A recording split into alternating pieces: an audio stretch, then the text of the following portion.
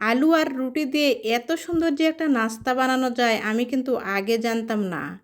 একবার খেলে কিন্তু বারবার খেতে ইচ্ছে করবে।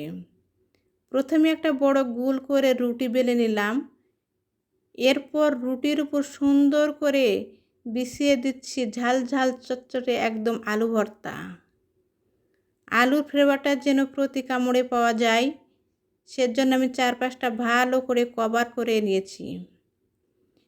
এবার রুটিটাকে ভালো করে ভাঁজ দিয়ে রুলের আকার করে নিলাম।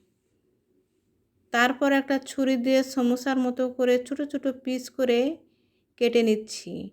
দেখতে কিন্তু বেশ এখন দারুণ লাগছে। চুলায় কড়াই বসিয়ে পরিমাণ মতো তেল গরম করে নিলাম। তেল গরম হতে একে একে পিসগুলো ছেড়ে দিলাম।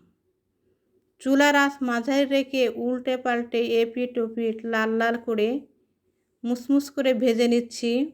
ব্যাস তৈরি হয়ে গেল আমার গরম গরম মুসমুসে আলু পুরের নাস্তা।